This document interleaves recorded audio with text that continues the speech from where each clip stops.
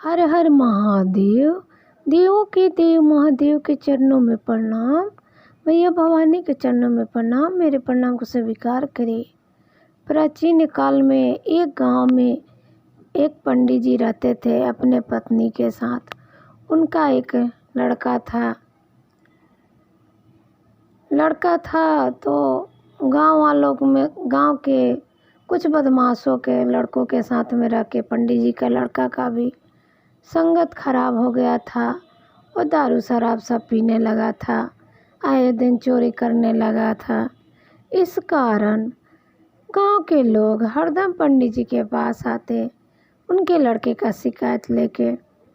इससे पंडित जी बहुत दुखी रहते थे।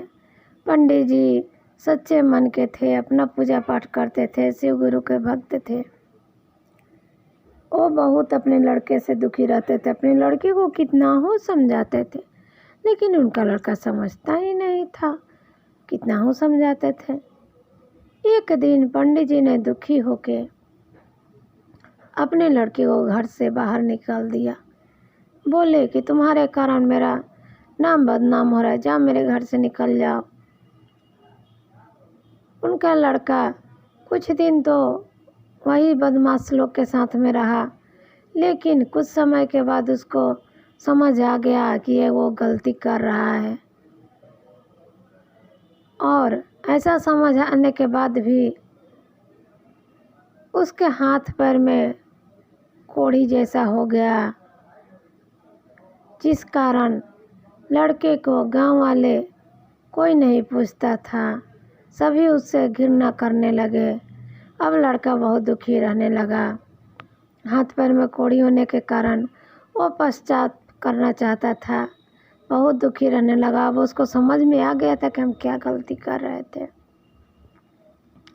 गांव के किनारे एक नदी था, वहीं उसने एक झोपड़ी बना के रहना शुरू कर दिया। काम धाम तो कोई देता नहीं था। गांव वाले ही कभी कभी उस पर कुछ दया करके भोजन वस्त्र दे जाते, जिससे वो खा पी के अपना गुजारा कर रहा था। लेकिन वो प्रतिदिन अपने पीने के लिए वही नदी से पानी भर लाता। मटका में अपना पानी भर के लाता। तो झोपड़ी के बाहर एक पेड़ था, उसी के पेड़ के नीचे वो पानी ला के रखता। एक पत्थर था, उसी शिला पर पानी रख देता। जब वो पानी रखता तो कुछ बूंदे छलक के पेड़ के तना के पास जाके गिर जाती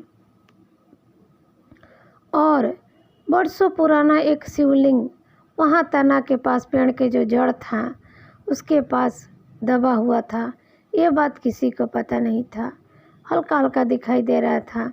जब वो लड़का वहाँ पानी रखता तो उसकी कुछ बूंदे वो शंकर भगवान पर जो शिवलिंग था उस पर गिर जाती। ऐसा वो प्रतिदिन करता था। पानी अपने पीने के लिए लाता, अनजाने में ही प्रतिदिन वो शंकर भगवान को जल चढ़ा रहा था।